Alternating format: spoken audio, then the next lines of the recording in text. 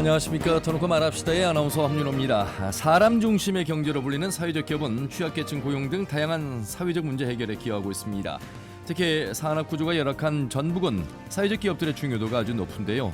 그런데 정부는 지난해부터 사회적 경제의 정책 방향을 육성해서 자생으로 전환했습니다.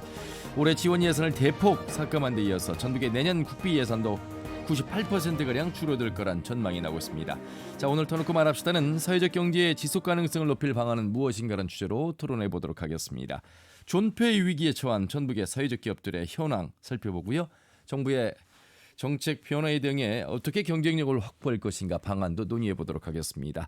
유튜브에서 터놓고 말합시다를 검색하시면 실시간 보기도 다시 보기 가능합니다. 많은 의견도 올려주시길 바라겠고요. 토론에 들어가기에 앞서서 먼저 우리 도민들은 사회적 경제에 대해 얼마나 알고 계시고 또 예산 삭감 시대를 이 사태를 또 어떻게 바라보고 있을까요? 김세별 리포터의 도민 인서트로 함께 들어보시죠.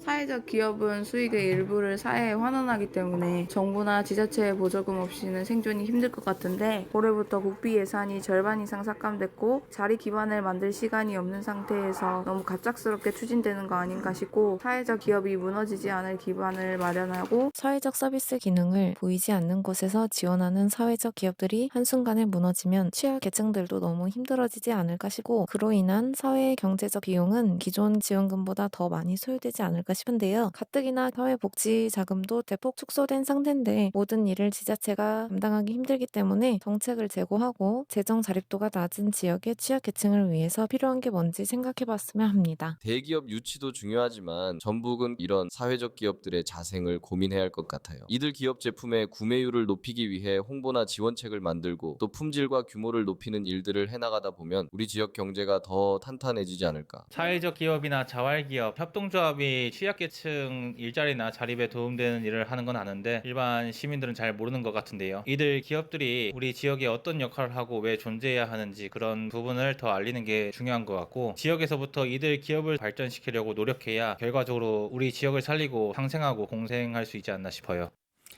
네, 사회적 경제 지속 가능성을 위한 도민들의 목소리를 들으셨습니다. 오늘 두 분 모시고 말씀 나눠보도록 하겠습니다. 전북연구원의 황영모 선임연구위원님 나오셨습니다. 어서 오십시오. 안녕하세요. 자, 그리고 전북 사회적 경제 연대회의의 김현철 집행위원장 나오셨습니다. 반갑습니다. 네, 안녕하세요. 예, 그리고 잠시 후에 전북도 금융 사회적 경제과 신미애 과장, 전북특별자치도의회 권유원 의원을 전화 연결해서 행정과 또 정치권의 역할에 대해서도 말씀 나눠보도록 하겠습니다. 우선 말씀을 이렇게 한번 열어보면 어떨까 싶습니다. 우리 김현철 위원장님, 사회적 기업, 보통 기업하면 이윤 추구 그러잖아요.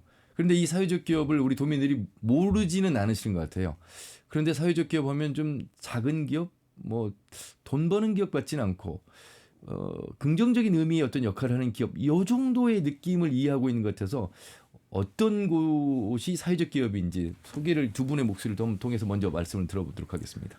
네, 그 일반적인 기업 같은 경우는 이익을 추구하잖아요. 예. 특히 이제 주주외부 투자자의 이익을 우선하는데요. 사회적 기업은 사회적 문제를 우선합니다. 그래서 이 사회적인 여러 가지 지역에서 발생하는 문제들이 있지 않습니까? 이러한 문제들을 기업의 방식, 경제적 방식으로 해결해 나가는 그러한 기업들을 말합니다. 예. 그러면 우리가 아는 기업들하고는 좀 다르잖아요. 그렇죠? 네, 그렇습니다. 네. 예. 이 방송 들으시면서 사회적 기업이 어떤 기업들이 존재하고 있고 어떤 역할을 하는지 좀 더 구체적으로 말씀을 들을 기회를 여러분 듣고 계십니다. 황영무 위원님은 어떻게 좀 설명하시겠습니까? 네, 사회적 경제 조직 기업들이 사실 우리 생활에 밀접하게 있습니다. 대표적으로 우리가 로컬푸드 농산물이 대표적인 사회적 경제 기업의 생산물이죠. 특히 이제 우리 전주가 자랑하는 전주 의료사업의 경우에는 돌봄 서비스를 또 제공하는 사회적 경제 기업입니다. 그리고 우리가 취약계층의 그 일자리를 만드는 자활기업 또 이 도시 재생을 하는 또 여러 사업 조직들도 다 사회적 경제 기업입니다. 이렇게 보면 사회적 경제 기업은 우리 생활 속에 아주 밀접하게 자리하고 있다고 봅니다. 2007년도에 도입이 됐던데 왜 도입이 됐을까요? 그 태동은 어떤 배경에서 시작된 겁니까? 그 국제 금융위기를 우리가 보면, 그러니까 이 이윤추구의 이 자본 이 시장 구조에서 나타나는 다양한 사회적 문제를 해결하지 않으면 안 된다라는 이런 절박함이 있었고요. 또 하나는 돈이 안 되기 때문에 기업은 철수를 해버리지 않습니까? 아, 우리는 벌써 2번이나 경험을 했습니다. 그렇습니다. 예. 그 빈자리를 주민들이 스스로 사업 조직을 통해서 상품과 서비스를 만드는 노력, 그게 바로 사회적 경제 방식이고 우리 지역은 그런 의미에서 다른 지역보다 앞서 있다 이렇게 평가할 수 있습니다. 예. 그 정부가 요즘 지방의 지역 대학이 어렵다 보니까 지역의 특성, 그 대학의 특성을 잘 살려서 행정과 기업과 연계해서 함께 갈 수 있도록 도와주는 라이즈나 글로컬 30 이런 대학들을 발표를 했잖아요. 네. 지금 어떻게 보면 이 사회적 기업도 작지만 지역의 인구 유출을 막고 또 지방 소멸을 막을 수 있는 작지만 강한 내재적 발전을 충분히 해라. 작은 점조직이나 하나 굉장히 의미 있는 토양이 사회적 기업이 아닐까 싶은데요. 네네. 일반적으로 저희가 이제 뭐 유럽 같은 경우 사회적 경제가 상당히 발달했다고 저희들이 보고 있는데 사회적 경제와 관련된 그러한 유럽의 실증 연구들을 보면 실제로 경제 위기에 관련돼서 사회적 경제 기업들이 활발하게 활동하고 있는 국가들이 훨씬 더 그 경제 위기로부터 빨리 빠져나온다. 이걸 회복력이라고 얘기하는데 그러한 실증적 연구들이 있습니다. 그래서 우리가 이제 이 지역에서도 보면 특히 전라북도가 다른 시도에 비해서 재정 자립도라든가 여러 가지가 좀 낮기도 하고 그리고 이게 산업화가 좀 덜 되어 있기 때문에 뭐 일자리라든가 또는 뭐 여러 가지의 어떤 인프라 그리고 소위 그 사회 서비스가 부족한 곳이거든요. 그렇기 때문에 오히려 전라북도가 사회적 경제 기업이 좀 발달할 수 있는 그러한 토대가 되어 있지 않는가라는 생각이 들고 이 사회적 경제 기업들이 이제는 그 좀 더 성장을 좀 하기 위해서는 또는 좀 더 지역에 있어서의 대표적인 그러한 역할을 하기 위해서는 뭐 여러 가지 방법들이 있는데 뭐 거기에 비해서 이제 뭐 규모화를 좀 이룬다든가 또는 지금 뭐 ESG가 상당히 좀 대두가 되고 있지 않습니까? 그래서 대기업들하고 경쟁하는 것이 아니고 그 대기업들의 ESG에 연결하는 즉 그 기업들의 우리가 이제 밸류체인 가치 사슬이라고 얘기하죠. 그러한 가치 사슬에 이러한 사회적 경제 기업들이 연결해서 좀 더 같이 상생하는 방안으로 가는 그러한 방안들이 좀 있을 수 있다고 볼 수 있습니다. 사회적 경제 기업, 사회적 기업이라고 우리가 얘기하고 있습니다.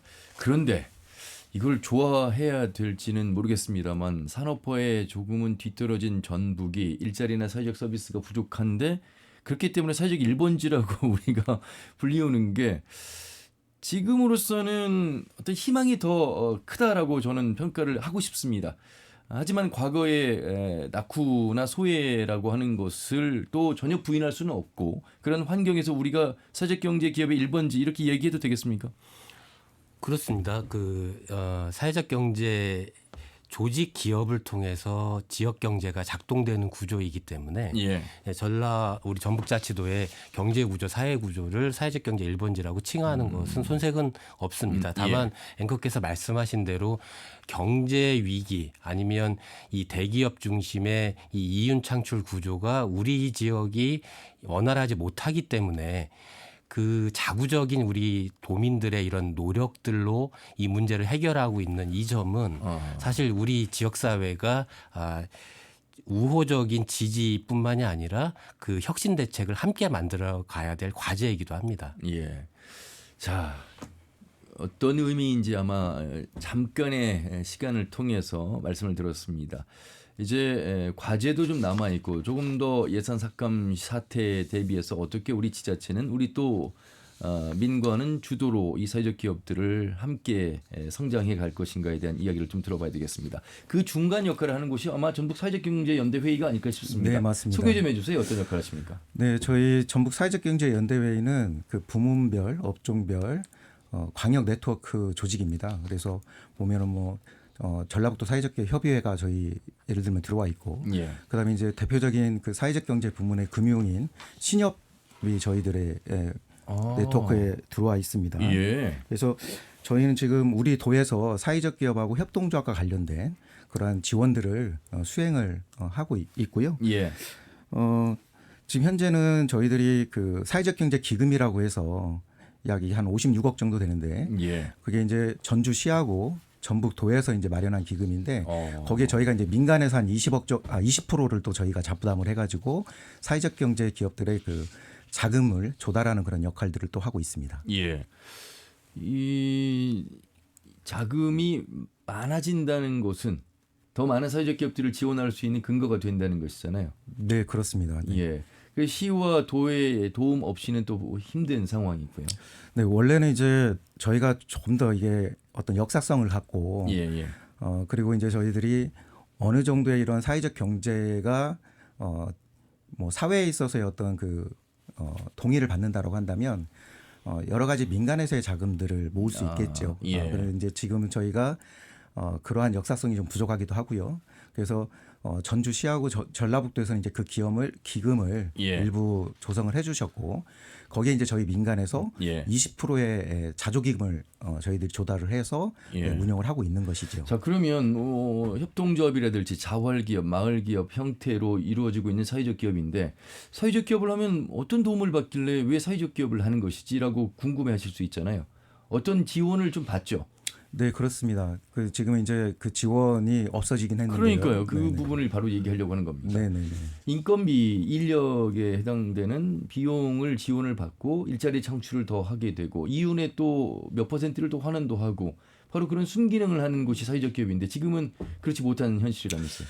네, 그렇습니다. 이게 처음에 이제 이 사회적 기업이라고 해서 이렇게 처음에 출발을 했었는데 예. 이게 이제 고용노동부에서 이제 중점이 돼가지고 이 운영이 됐었거든요. 예, 그러다 예. 보니까 이제 목적이 일자리 창출의 목적을 두고 있었습니다. 그래서 취약계층에 있어서의 일자리 창출의 목적을 뒀고 예. 아무래도 이제 기업이 취약계층을 고용을 하다 보면 뭐 생산에 있어서 효율성이 좀 낮아질 수도 있는 우려들이 있지 않습니까? 예.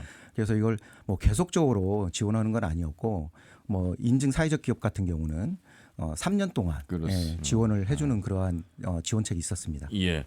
그 3년도 굉장히 유지하는 데는 큰 힘이 되는 거잖아요. 황용 원장님. 그런데 이런 사회적 기업의 순기능을 이해하면서도 정부가 이 예산을 지원하지 않는 것, 그 사회적 기업에 대한 이 철학이나 이해가 좀 부족한 게 아닌가 이런 생각도 좀 들고요. 어떻습니까? 네, 그렇습니다. 우리 사회적 경제 진영에서는 현 정부의 사회적 경제 정책에 대해서 상당히 크게 문제의식을 갖고 있는데 예. 이게 레드 콤플렉스에 있지 않는가 이런 사실 우려의 목소리가 있습니다.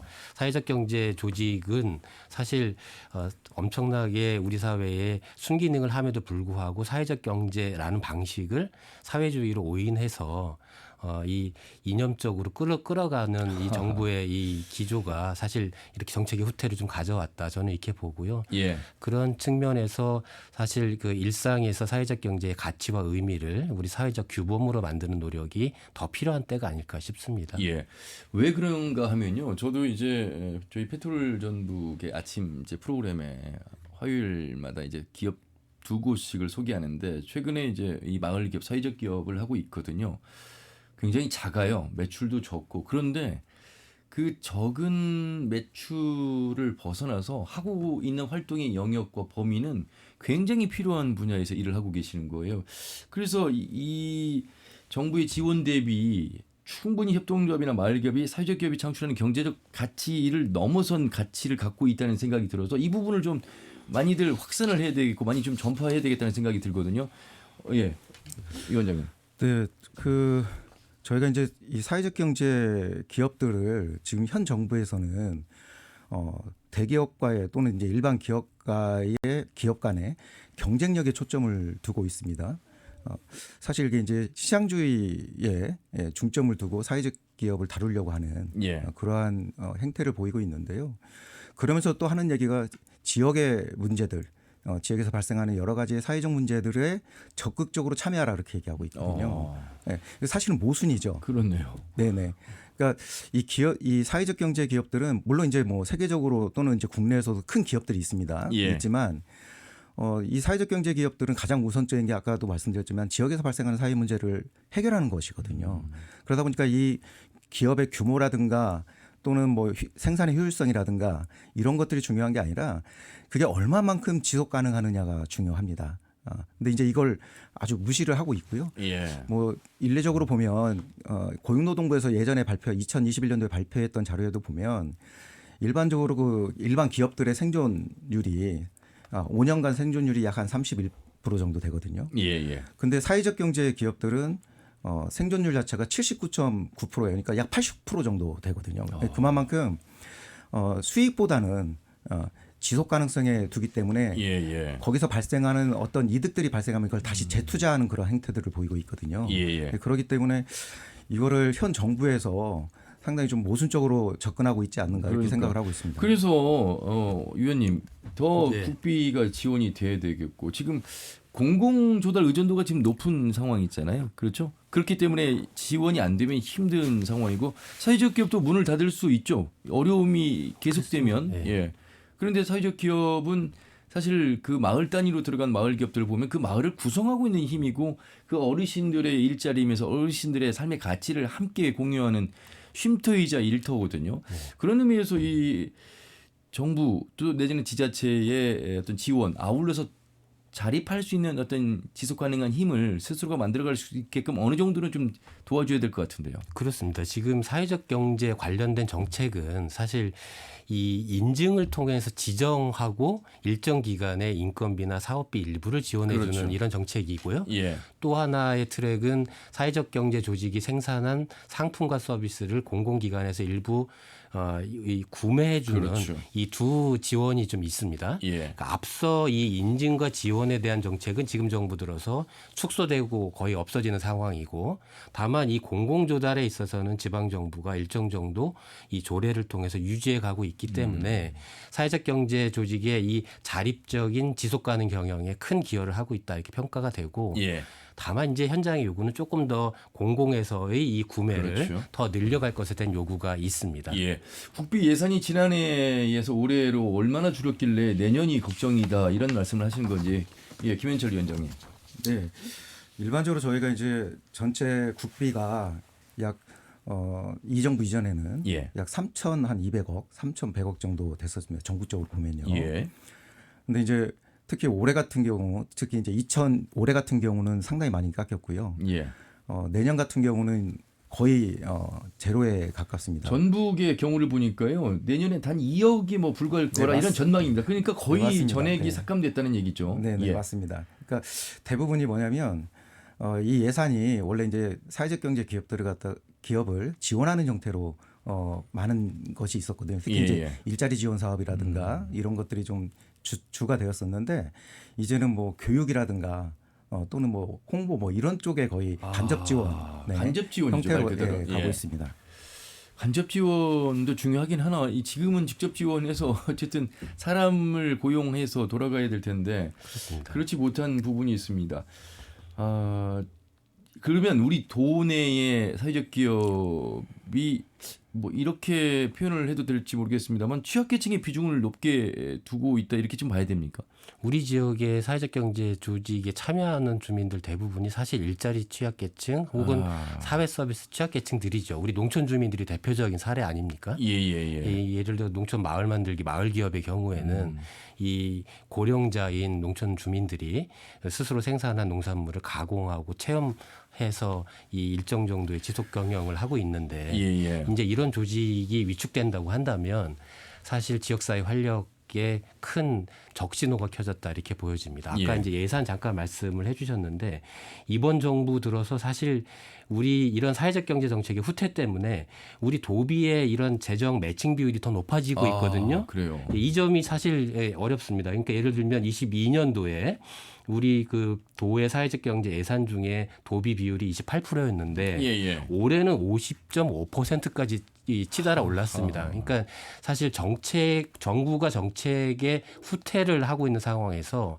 이 어려움을 사실 도가 일부 완충하기 위한 노력들을 우리 하고 있는데 예. 아까 말씀하신 대로 내년도의 정책 여건은 더 열악하기 때문에 참 이렇게 지금 많은 사람들이 우려를 표하는 바인 거죠. 예산이 필요할 땐 받아야 되겠고 또 언제까지 예산을 지원받을 수 없으니 의존도를 낮추고 자립할 수 있는 방안도 생각해야 될 텐데 쉽지만은 않아 보입니다. 어떻게 이 지역사회와 연계할 수 있는 이 사업 발굴이라든가 우리 또 지역민들이 이 사회적 기업들을 좀 많이 이해하고 함께 동참하는 계기가 좀 더 확산돼야 될 텐데 어떻게 좀 생각하세요, 위원장님?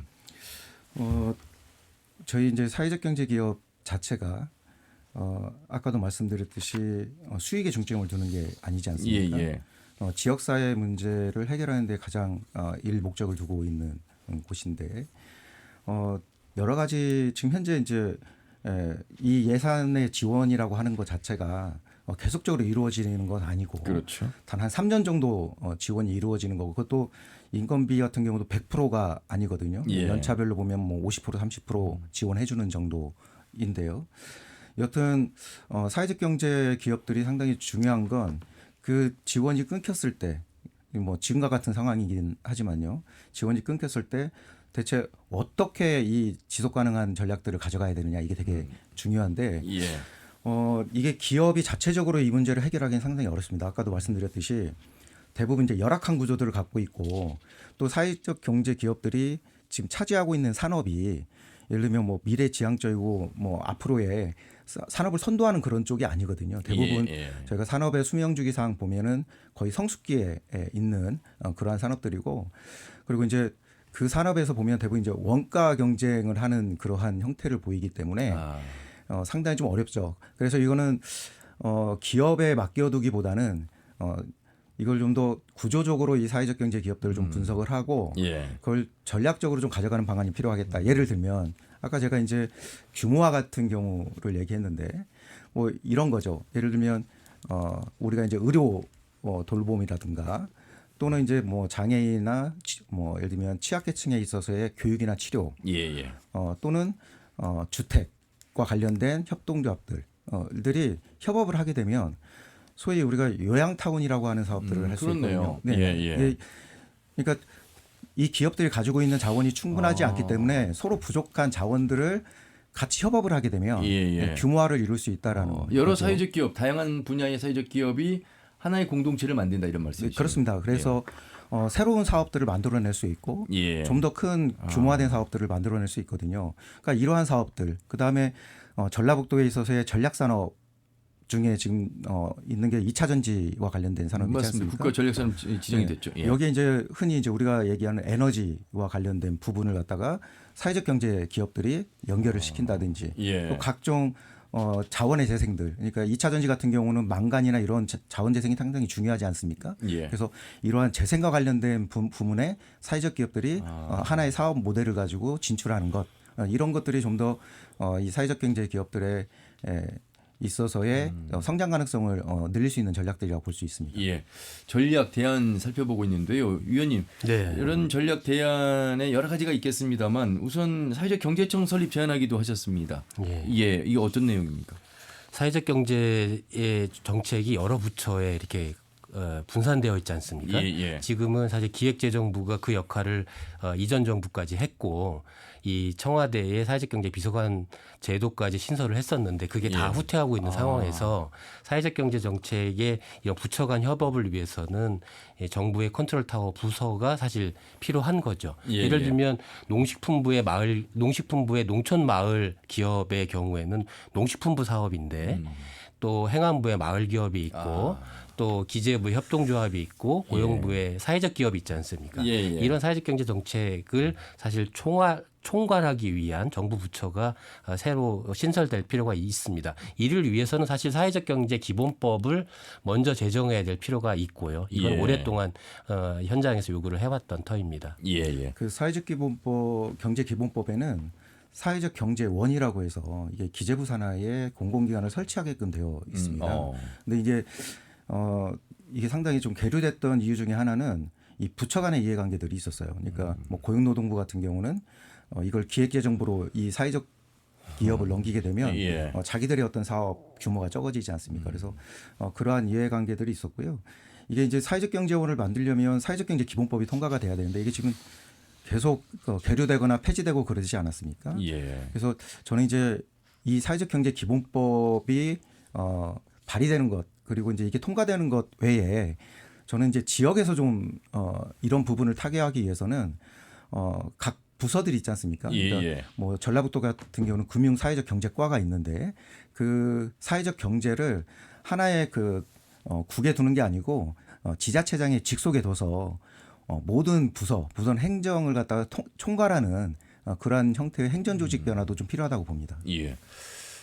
그 돈의 어떤 액수도 중요하지만 돈을 어떻게 쓸 것인가 지금 그런 고민이 더 필요하다는 측면에서 본다면 연대하고 서로 협업할 수 있는 부서별 그 예산을 함께 시너지를 낼 수 있는 부분이 있어서 그런 부분을 좀 더 살펴보면 가능할 것이다 이런 말씀이시고 자, 그 저희가 이제 두 분 말씀을 듣고 있는데요.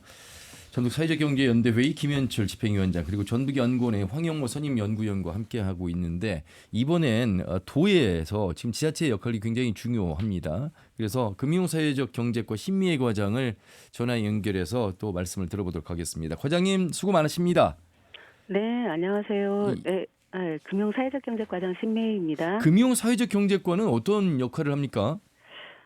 저희가 이제 이렇게 사회적 경제 전반적인 거에 대한 정책 그런 것들을 또 집행과 예산과 그런 것들을 지원하고 있습니다. 예. 네. 그러면 사회적 기업을 주관하고 있는 부서 이렇게 이해해도 되겠죠? 네, 저희 도에서는 저희 과에서 주관하고 있습니다. 예. 사회적 경제 1번지 하면 이제 전북이라고 합니다. 그런데 전북도 고민이 많다고 합니다. 어떤 고민이 가장 클까요? 네, 앞서서 말씀하신 것처럼 그동안에는 이제 굉장히 정부의 지원이 많았었잖아요.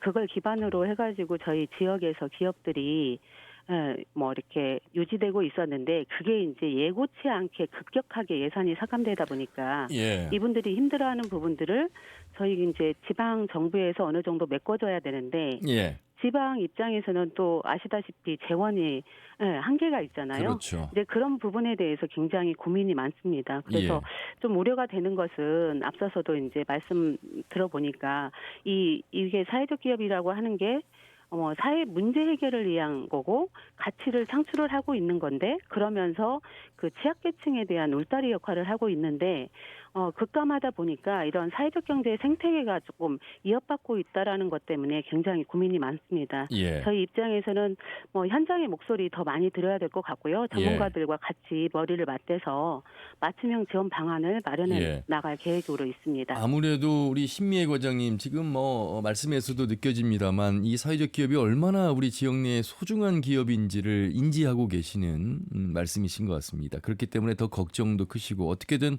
도움을 줄 수 있을까 생각하는 것 같습니다.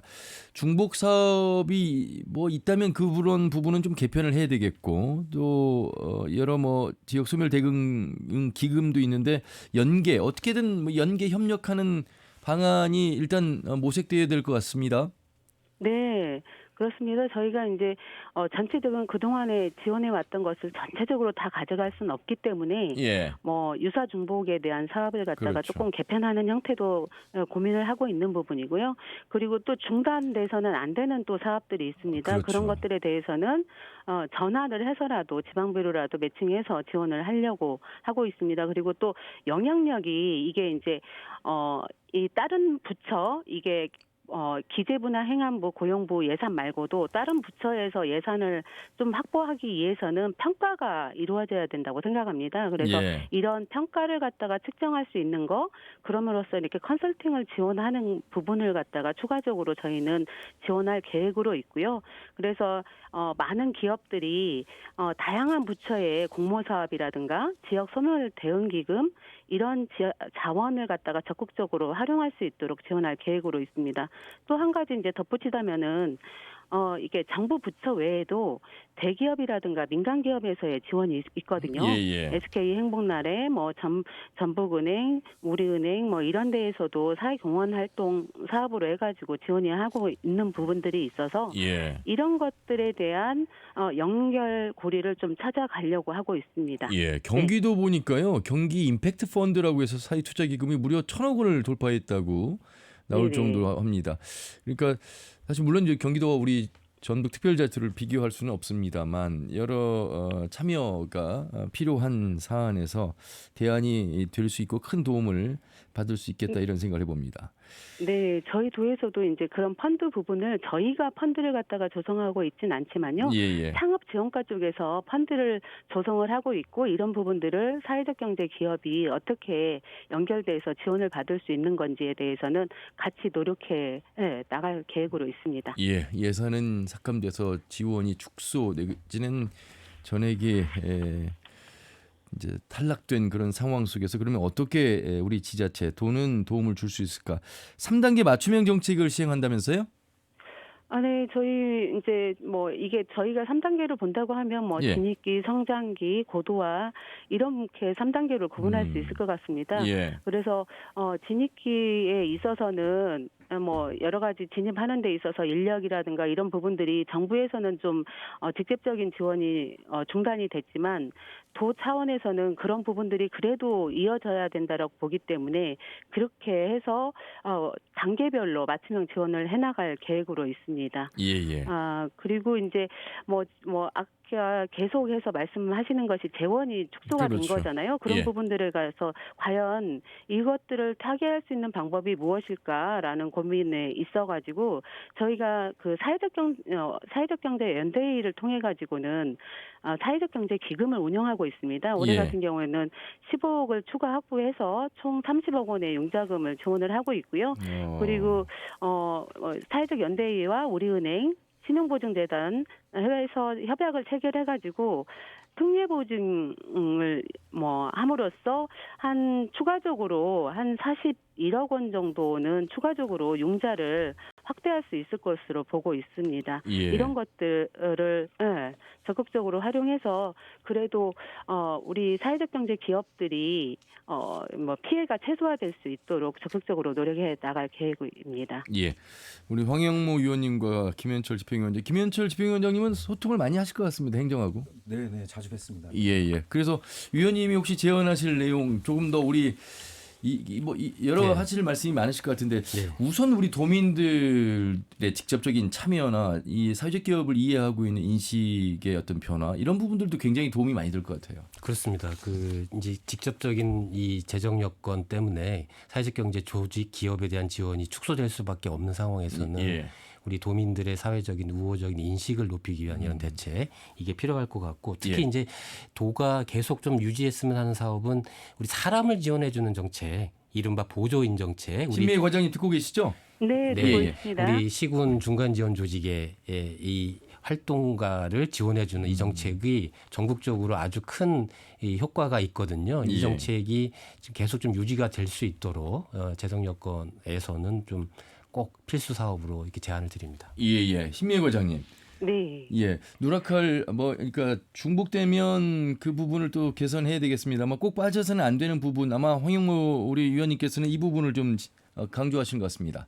네, 저희도 이제 그런 부분들을 현장에서도 듣고 또 이제 전문가적 입장에서도 말씀을 들었기 때문에 최대한 예산에 반영을 해가지고 그런 중간 지원 조직이라든가 일자리 창출 측면에 있어서는 저희가 지방비를 추가 투입해서라도 가지고 가려고 지금 예산 확보에 노력을 많이 하고 있습니다. 예. 자, 끝으로 우리 도민들께 도 차원에서 이 사회적 기업을 위한 앞으로의 방향 어떻게 준비하고 있는지 말씀 듣도록 하겠습니다. 네, 사회적 경제는 이윤보다는 이제 취약계층 일자리 창출이라든가 지역사회 문제를 해결을 해나가는 거잖아요. 이제 이런 측면에서 도민들께서는 가장 중요한 게 사회적 경제, 기업인들도 중요하지만 도민들의 관심과 참여가 중요하다고 봅니다. 이렇게 도민들의 관심과 참여가 있을 때 사회적 경제 기업이 더 자생할 수 있을 거라고 보기 때문에 지속적으로 관심을 보여주셨으면 좋겠고요. 저희 도에서도 든든한 울타리가 돼서 사회적 경제가 전북 경제와 활력이 될 수 있도록 적극적으로 고민하고 지원하고 노력해 나가겠습니다. 예, 알겠습니다. 말씀 잘 들었습니다. 고맙습니다. 네, 고맙습니다. 예, 전북특별자치도 금융사회적경제과의 신미애 과장과 말씀 나눠봤고요. 의회에서도 행정에서 하는 일에 대한 감시 견제하고 있습니다만 또 지원도 함께 하고자 하는 방향성을 갖고 있을 것 같습니다. 전북특별자치도 의회 권요한 의원을 전화 연결해서 말씀 나눠보도록 하겠습니다. 권 의원님 안녕하세요. 예, 반갑습니다. 권한 예. 도의원입니다. 행정사무감사 기간인데 바쁘신 시간 가운데서 지금 잠깐 나오셔서 인터뷰해 주셔서 감사합니다. 예, 감사합니다. 예. 자, 그동안에 지역 여건에 맞는 사회적 경제 정책 마련에 많은 힘을 써 오셨고요. 그래서 전국 사회적 경제위원으로도 활동을 하고 계십니다. 지금 상황이 아주 좋지 않습니다. 예. 말씀하셨던 것처럼 정부는 사회적 경제 조직을 자립성이 없는 곳으로 매도하면서 올해도 예산을 대폭 삭감했습니다. 예. 특히 올해 58억이었던 청년 등 사회적 기업가 육성 예산이 전액 삭감됐는데요. 사회적 기업에 관심을 갖는 청년들의 진입 환경조차 깡그리 무너뜨리는 이런 예산을 보면서 사회적 경제 조직의 허리를 끊어버리겠다는 의지가 정부의 이런 의지가 노골적으로 표현된 정책이 아닌가 그렇게 생각을 하고 있습니다. 예. 자, 상황은 좋지 않습니다만 그럼에도 불구하고 우리 도 차원에서는 또 많은 노력들을 하고 있는데 지난해 의회에서 사회적 기업 기본 계획 수정 촉구 건의안을 채택했습니다. 어떤 내용입니까? 예. 사회적 기업 기본 계획 수정 촉구 건의안을 채택하기도 했어요. 많은 노력들을 하고 계시는데 이 내용 간단하게 좀 말씀해 주시죠. 예. 후퇴하는 정부의 사회적 경제 정책에 대응하기 위한 전북자치도만의 조치가 필요하다고 생각을 했고요. 예. 그래서 정부의 정책에 흔들리지 않고 도내 사회적 경제 조직의 안정화를 꾀할 수 있도록 정책 토론회를 거쳐서 사회적 경제 기본 조례 개정, 사회적 경제 기금 설치 및 운영 조례 개정을 진행을 했습니다. 그리고 정부에도 이걸 강력히 촉구했습니다. 예. 자, 대표 발의한 사회적 경제 기본 조례 일부 개정 조례안, 또 사회적 경제 기금 설치 및 운영 조례 일부 개정 조례안, 이런 부분들이 이제 가결이 돼서 진행이 되고 있는 부분입니다. 아무래도 우리 전북은 민주당의 지지가 강한 곳이어서 국회의원부터 시작해서 기초 광역 의회 대부분 이제 민주당이어서 민주당 중앙당 차원에서 내부적으로 좀 관련 예산 복구에 대한 여론이 높을 것 같고 목소리도 많이 내실 것 같은데 어떻습니까? 예, 맞습니다. 사회적 경제 정책 관련 예산 복구 여론은 민주당뿐만이 아니고 전 국민이 요구하는 것입니다. 그래서 민주당에서는 작년 정부의 대대적인 예산 삭감 후에도 국회 차원에서 정책 토론회를 개최하고 사회적 경제위원회를 정비하면서 중앙정부에 대응을 하고 있습니다. 그리고 도내에서는 중앙정부의 기조의 변화에도 흔들림 없이 사회적 경제 조직이 성장할 수 있는 정책을 마련하기 위해서 머리를 맞대고 있습니다. 예. 지금 사회적 경제 조직을 체계적으로 지원하는 사회적 경제 기본법안이 10년이 넘도록 국회 문턱을 못 넘고 있다. 그러니까 어떻게 보면 지방자치의 어떤 지침이나 조례에 의해서만 운영이 되고 있는 그런 게 아닐까 싶습니다. 예. 잘 아시다시피 사회적 경제 영역에는 사회적 기업과 협동조합 그리고 마을기업과 자활기업 등이 포함이 되고요. 이번 전북자치도 조례 개정을 통해서 소셜 벤처기업 등이 이제 포함되게 됐습니다. 이러한 조직들이 포함되는 이유는 사회적 경제의 핵심 가치인 연대와 사회 문제 해결에 대한 정체성이 같기 때문인데요. 이런 훌륭한 가치를 갖고 있는 조직을 성장 지원하기 위해서는 흩어져 있는 기능을 하나로 모아야 한다고 생각을 합니다. 그래서 윤석열 정부와 국민의힘만 현재 사회적 경제 조직의 역할과 필요성에 대해서 모르고 있어서 답답하긴 한데요. 민주당은 사회적 경제의 핵심 가치인 연대를 통해서 이 문제를 해결할 것입니다. 국회 차원에서는 소수당도 함께하면서 문제를 풀어나갈 것이고요. 지역에서는 사회적 경제 조직뿐만이 아니라 시민사회, 도민들과도 함께 관련 내용을 공유하고 공감하면서 사회적 경제 기본법이 꼭 통과될 수 있도록 하겠습니다. 아울러서 지금 보면 이제 사회적 경제 조직이 생산하는 제품 공공기관이 우선 구매하는 비율이랄까 적극성도 좀 큰 도움이 될 것 같아요. 최근처럼 이렇게 어려운 또 내년에 더욱더 어려운 시기가 예상되는 시기에는 말이죠. 어떻게 생각하십니까? 공공기관에서는 당연히 사회적 경제 기업들이 생산하는 물품들을 많이 구매한다고 그렇게 생각을 하고 있습니다. 자, 오늘 김현철 위원장님 그리고 황영무 의원 함께 나오고 계시는데 혹시 도의회 제언하고 싶은 내용 있으십니까? 네네. 인사 나누시죠, 김현철 위원장님. 의원님 김현철입니다. 이주성 위원장님, 반갑습니다. 가장 관심 가져주시고 또 적극적으로 행동해 주셔서 감사드리고요. 예, 예. 저기 사회적 경제는 좌우가 없다라고 얘기하잖아요. 예. 예, 예. 그래서 보면 그래도 이제 전라북도는 더불어민주당이 다수이지 않습니까? 예, 예. 그리고 현재 더불어민주당에는 그 사회적경제위원회가 상설위원회로 설치가 되어 있어요. 예, 예. 그래서 좀 당정 협의 등 상설위원회의 기능을 좀 강화시켜 주셨으면 하는 것 하나였고요.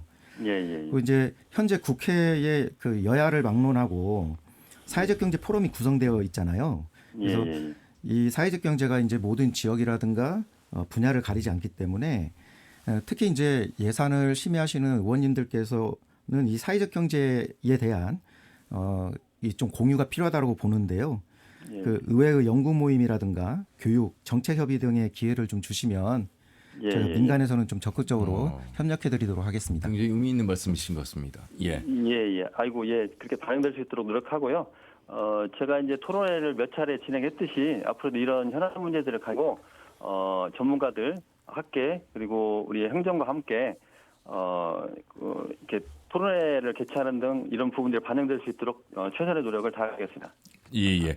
황영무 의원님도 혹시 하실 말씀 있으시면 예. 네네.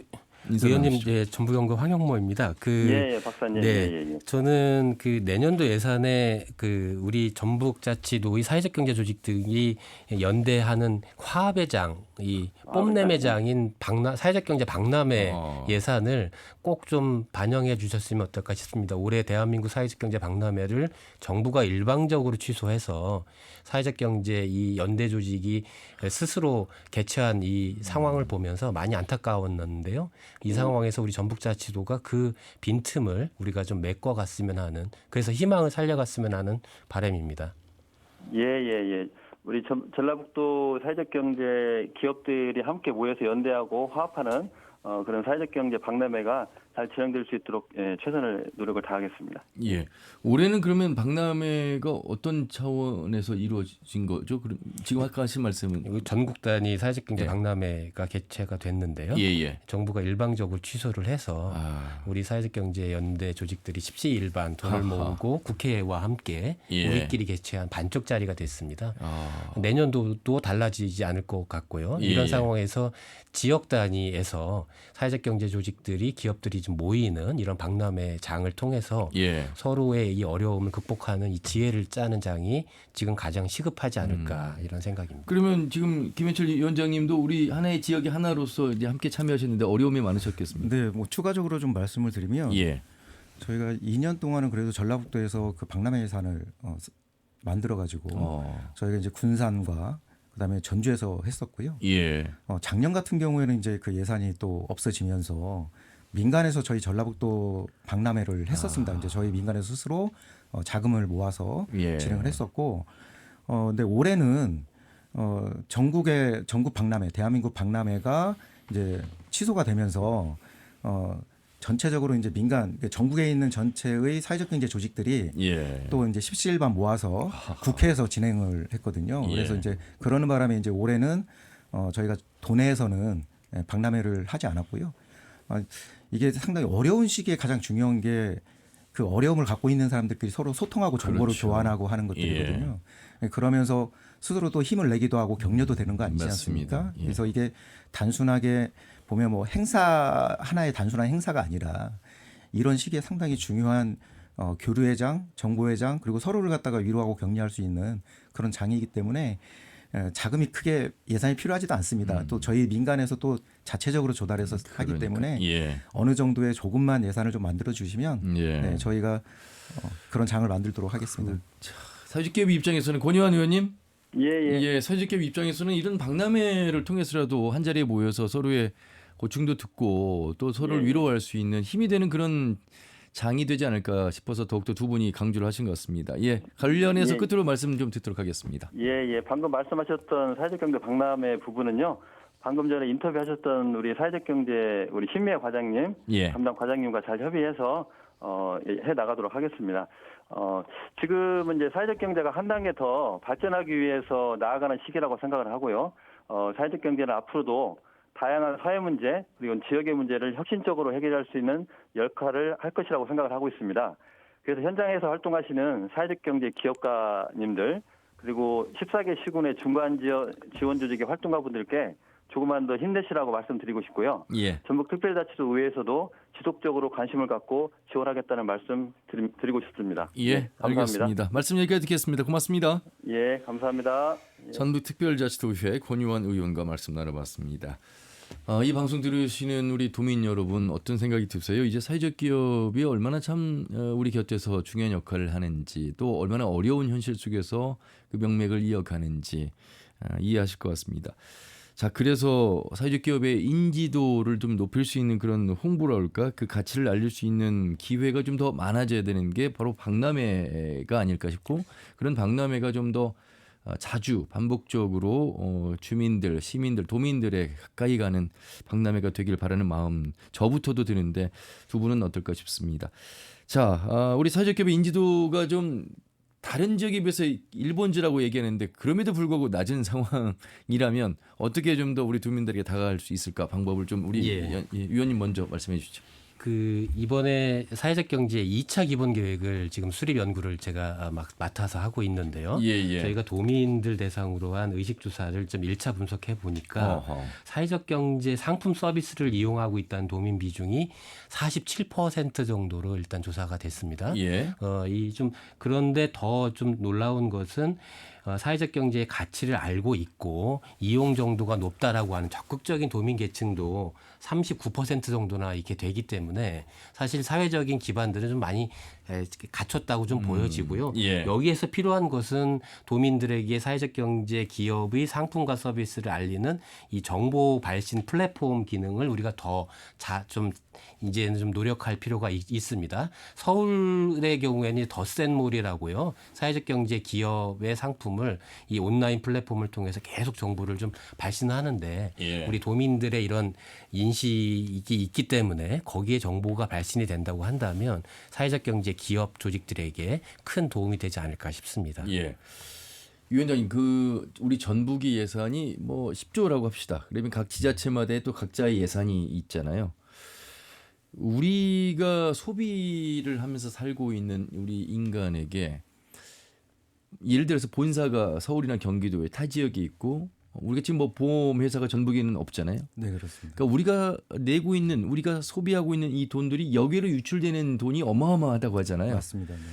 물론 지역에 조금 환원은 하긴 합니다만 아주 소액이고, 그런 의미에서 봤을 때 지역에 기반을 둔 사회적 기업이 일자리를 만들고 상품을 만들어서 우리 지역민들이 소비할 때 고스란히 이 돈은 또 돈으로 환산할 수 없는 가치는 우리 지역에서 머물게 됩니다. 맞습니다. 이것을 우리가 이제 내재적 발전 뭐 이렇게 얘기하는데, 그런 의미에서 우리 주민들, 도민들이 더욱더 내 고향, 내 지역이 잘 되게 하기 위해서는 어떻게 해야 될까? 이런 생각을 오늘 하실 것 같습니다. 네네. 초기에는 저희가 사회적 경제 기업들에 있어서의 제품이나 재화나 서비스에 품질 문제를 가지고 사실은 많이 문제가 됐었어요. 근데 지금은 일반 대기업들 못지않게 되게 우수한 제품들을 그리고 서비스를 생산을 해내고 있거든요. 특히 저희가 이제 주변에 다 살펴보면 사회적 경제라고 하는 그 용어가 어려워서 그렇긴 한데 사회적 경제 기업들이 생산하는 제품들을 또는 서비스를 주위에서 많이 볼 수 있어요. 그래서 뭐 사회 서비스 같은 경우도 보면 제과나 요양 같은 경우도 저희 사회적 기업들이 대부분 제공을 하고 있고, 제품들도 보면 이제 뭐 로컬 푸드라든가 농협이라든가 또는 이제 요즘 같은 경우는 이제 클라우드를 통해서도 많이 이제 유통이 되고 있습니다. 특히 지금 전라북도 같은 경우는 사회적 경제 유통 전문 기업들이 모아가지고 사회적 경제 유통 플랫폼이라고 하는 사회적 협동조합을 만들었거든요. 그래서 이제 그 부분을 통해서 즉 그 판로가 좀 다양해지고, 그리고 이제 전라북도에 이제 그 공공 구매를 해야 될 기업들이 있습니다. 그 기관들이 이게 뭐 일반적인 행정기관뿐만 아니라 대학이라든가 또는 이제 병원들 이런 것들이 있는데 이게 저희가 발표된 걸 보면 극히 낮아요. 그러니까 전북대병원이라든가 이런 데를 보면 사회적 경제 재화나 서비스 구매율이 뭐 전국적으로 최하위입니다.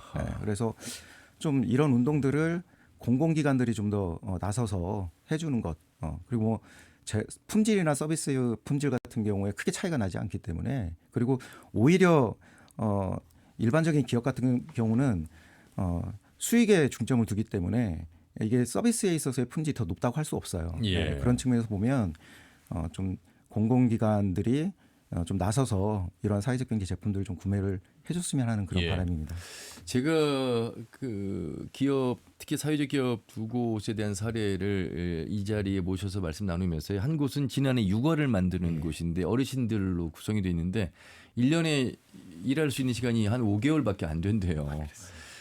육아를 뭐 명절 때나 소비하고 일부 이제 찾는 곳들이 많지 않아서 그래서 이분들은 그 일하고 싶다고 하시는 김한술 그 대표님 말씀도 기억이 나고 가까운 삼천동의 시작은 삼천 도시대학으로 시작됐다가 지금 뭐 행복나눔 복지 어떤 협의회로 허정 대표님 나오셔서 이분들이 하는 사회적 기업의 활동을 보니까요 연 매출은 2억밖에 안 된대요.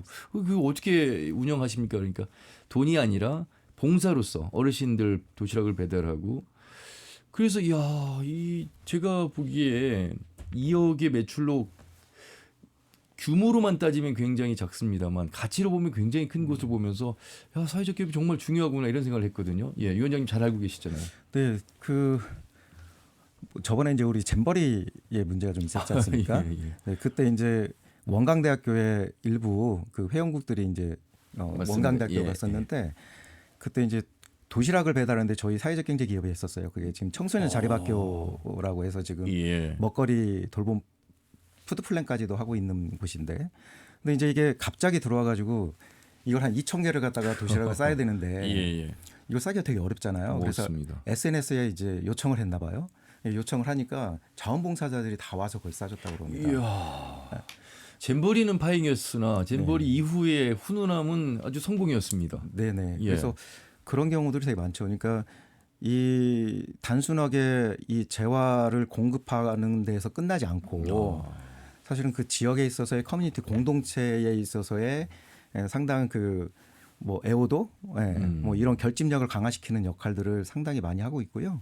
제가 이제 전에 연구했던 거에 의하면 그 익산 같은 경우는 익산사랑 상품권이라고 해서 이제 그게 모든 뭐 택시까지 해서 플랫폼을 하고 있지 않습니까? 다이로움. 네네네. 그 플랫폼을 다 하고 있는데 제가 이제 그때 그 성과 분석을 하면서 이 시차를 두고 제가 시민 의식 조사를 했었습니다. 그러니까 그 지역화폐를 설계하기 전, 그다음에 그 이후에 설계해서 활용될 때의 성과를 다 분석했는데 실질적으로 이러한 사회적 경제와 관련된 정책들로 인해서 지역의 시민 의식하고 그다음에 지역에 대한 애착 정도가 높았다는 게 실증적으로 분석이 되어 있습니다. 성숙된 시민을 우리가 원하고 있는데요. 제가 볼 땐 사회적 기업이 많아지면 시민 자체가 성숙할 수밖에 없는. 왜냐하면 사실 복지라는 표현을 요즘 돌봄으로 많이들 표현을 하잖아요. 나도 누군가를 돌봐줄 수 있고 나도 누군가의 돌봄의 대상이 될 수 있는 게 복지다. 그런 의미에서 이 사회적 경제 기업은 바로 이제 돌봄의 선순환을 먼저 시행하고 있는 그런 곳이 아닐까 이런 생각을 해보거든요. 그렇죠. 지금 벌써 마무리할 시간이 돼서 간단하게 이 사회적 경제 기업이 앞으로 어떻게 활성화되면 좋겠는지 우리 위원님 먼저 말씀 나누도록 하겠습니다. 저는 정책의 후퇴 상황에서 이것은 곧 복원될 것이라고 보고요. 우리 지역 사회에서 도민들의 사회적 경제 상품의 이용과 이 인식 여건을 위한 이런 교육, 다양한 포럼, 그다음에 정보의 발신 이런 것들이 필요할 거라고 봅니다. 우리 사회적 경제의 가치는 진면목은 위기 시대 때 이 발현된다. 저는 이렇게 봅니다. 평상시에 사실 잘 드러나지 않지 않습니까? 그렇기 때문에 우리가 끊임없이 사회적 경제를 유지하는 노력 이게 필요하다고 보고요. 현장의 이 활동가 여러분들에게 그래서 경의를 좀 표합니다. 말씀 잘 들었습니다. 김현철 집행위원장님. 네. 특히 이제 저희가 쉽게 볼 수 있는 게 군산하고 익산, 특히 이제 군산 같은 경우는 고용위기 봉착하면서 소위 이제 지역화폐라고 하는 게 사회적 경제 하나의 툴인데 지역화폐라고 하는 걸 가지고 고용위기를 어느 정도 좀 탈피했고요. 익산 같은 경우도 코로나 시기에 아마 시군 지자체 평가를 보면 익산 같은 경우는 지역화폐를 통해서 오히려 지역의 상권들이 좀 활성화되는 그러한 결과들을 볼 수 있었잖아요. 그래서 그런 걸 볼 때 이 사회적 경제라고 하는 것은 뭐 경제나 환경 등 그 사회적 위기에서는 상당히 혁신적인 모델이다라고 하는 것. 그래서 이게 이제 사회적 경제라고 하는 게 형태적으로 보면 시민이 참여하는 시민 경제를 표방을 하고 있거든요. 네, 그래서 용어가 좀 낯설어서 그러지 시민 여러분들의 주변에서 쉽게 찾아볼 수 있습니다. 그래서 하여간 저희가 이 사회적 경제에 접촉할 수 있는 기회를 많이 만들도록 노력하겠고요. 네, 시민 여러분들의 관심과 참여 부탁드립니다. 저희 KBS 라디오에서도 함께 하도록 하겠습니다. 여러분, 제품을 만들기 위해 고용하는 것이 아니고요. 고용을 위해서 제품을 만든다는 사회적 기업입니다. 우리의 관심과 참여가 필요한 때가 아닌가 싶습니다. 오늘 두 분의 주옥 같은 말씀 잘 들었습니다. 고맙습니다. 감사합니다. 감사합니다. 전북연구원의 황영모 선임연구위원, 전북사회적경제연대 회의 김현철 집행위원장과 함께했습니다. 터놓고 말합시다는 다음 주 일요일 오후 5시 5분에 인사드리죠. 함윤호였습니다. 고맙습니다.